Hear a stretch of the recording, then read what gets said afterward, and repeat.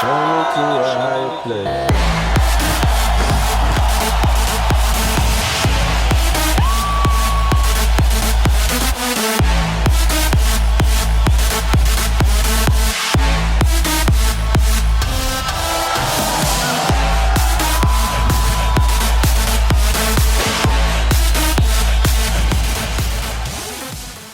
And we have to stress that redundancy is very, very critical to our success against the reptilians, because they are extremely innovative and good at countering techniques. Something will typically only work against them 1 or 2 times.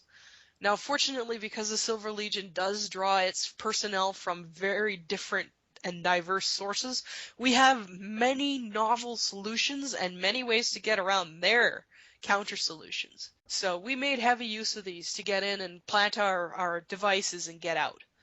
The devices, when detonated, not only destroyed the facilities, but rendered that particular spot, for lack of the better terms, unable to support life in the etheric. It is not, I want to stress this to people, it will have no effect on physical humans, animals, plants, or the earth. But reptilians, leeches, archons, and even casual wandering observers will not be able to tolerate going into those sites for 5 to 10 years.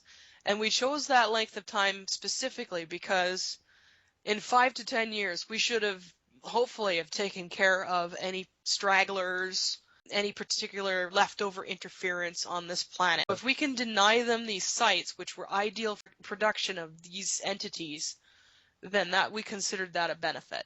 They ranged in size. The smallest were, yes, around the size of a house, a 1 or 2 bedroom house. The largest ones were, there was one outside of Washington, which was very large, the size of a football field. But most of them ranged in size between house and, I'd say, basketball court.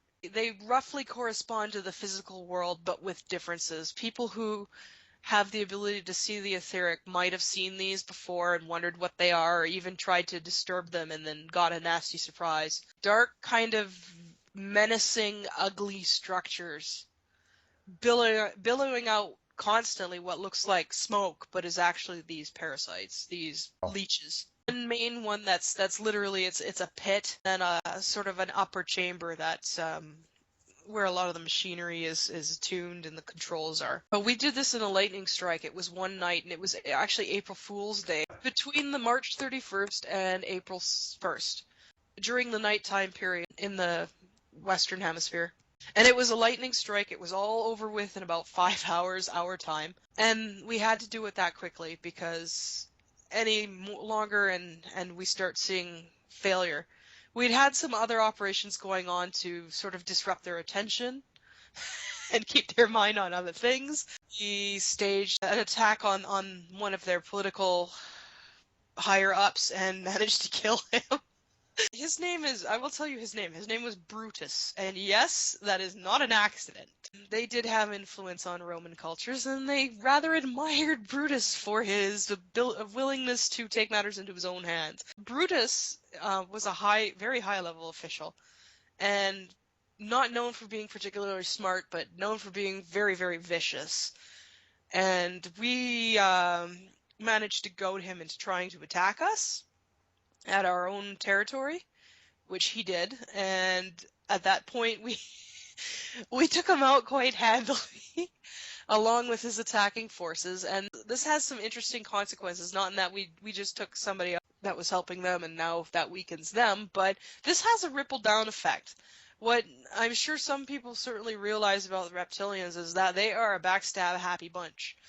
Whenever you have any kind of shift in power, it ripples down the whole chain of command as people go into backstab and maneuvering frenzy to try to make sure that they get into the highest position they can. In fact, the death of Brutus is still being felt in their ranks right now. It's made it a little easier for us to take out the ships, most going up against the Draco. The Hydra we haven't had much interaction with, but we sure have been fighting with the Draco, and they are talented. Oh yeah, that's the other thing.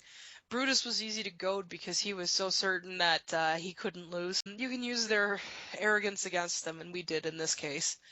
But that also allowed us to get the jump on Magic Eraser, and we like to affectionately call it our little April Fool's joke on Draco Reptilians.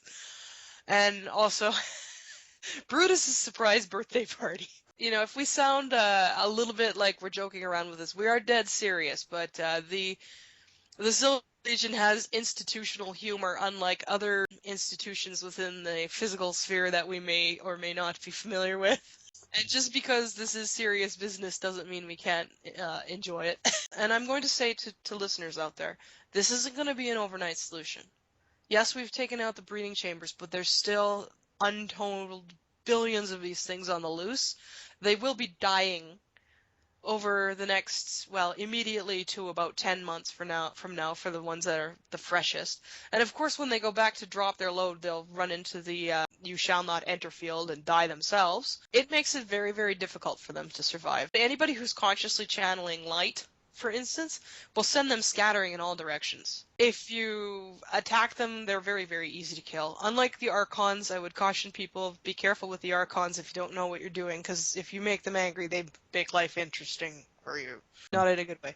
Yes, they're non-sentient. Archons are incredibly sentient, and not in a good way. They're extremely malicious, they're sentient, they're very, very hateful. They look, I've seen them in one of three ways, looking like little shadowy fetuses with red eyes, looking like little shadowy blobs with red eyes, and looking like little shadowy lizards with red eyes. Yeah, there's a theme here. They're very, very malicious, and I've heard them referred to as the Predator by Don Juan in the Carlos Castaneda books. My species refers to them as Num dal Acaran, which means Bane of the Living. These are highly malicious creatures that basically exist for the sole purpose of plaguing living creatures, feeding off their energy and manipulating them to give more pain, more energy, more darkness. They're going to be a bit tougher to handle. Now, fortunately, they can reproduce, but it's very, very slow, and they can be killed. And yes, killed, destroyed. When these things are destroyed, they dissipate. That energy goes back into the cosmos. Yeah. They are a created entity. They did not evolve. They were not created by Source. Created, yes, by a malicious person who was very, very upset with the world. And he's since repented and since apologized, but you can't put the genie back in the bottle, right? They attempt to merge directly with the mind of the person that they're plaguing. They'll spur all kinds of erratic behavior. Once again, like I said, they don't physically cause illness, but they sure as hell make it worse. These are the big bad brothers of the leeches. Leeches are little mindless cousins of Archons. And leeches were developed by a partnership between the Archons and the Reptilians. The Silver Legion has plans to deal with the Archons, but this is something that's going to take a lot more than 3,000 people and a lot more time. It's not something we can do overnight. But in the meantime, hopefully some of the load on humans will be released. It won't be an overnight thing. It'll tie in with the overall raising of consciousness that's going on. I will say this, don't expect world peace overnight, but hopefully this will help release some of the aggression. We've had operations on other planets that are colonized by the reptilians. We've been involved in some base destruction on other planets. We were a little too late to the game to be involved in base destruction on Earth, much to our chagrin. But we have been involved on other planets. I'm not privy to the names of these. I'm not very good at bringing in the names. But we definitely are getting out there and helping and pitching in. We're helping spare the Procyon people all the burden. Well, we have incarnates, and incarnates are physically here, living as humans, born in human bodies, souls in humans, basically, right? As opposed to walk-ins or possessions or anything like that. Me, I was born in this body. It's mine. I didn't take it over. It's mine by right. I'm an incarnate, meaning that in addition to being human, my soul comes from out there, and I'm awake, aware, and working on a mission, a deliberate mission that involves living here and being a human here, with awareness of this fact. A lot of incarnates are sleeping, but those who are awake are usually working on their mission or trying to figure out how to work on their mission. We have had difficulties. The Silver Legion has had difficulties manifesting our personnel on this planet. We call these technical difficulties. It can be done We've done it on other planets. We've even managed it once or twice here. But there is interference, deliberate interference, that is specifically aimed at trying to keep us from doing just this thing. Well, speaking in broad terms, we have the Cabal.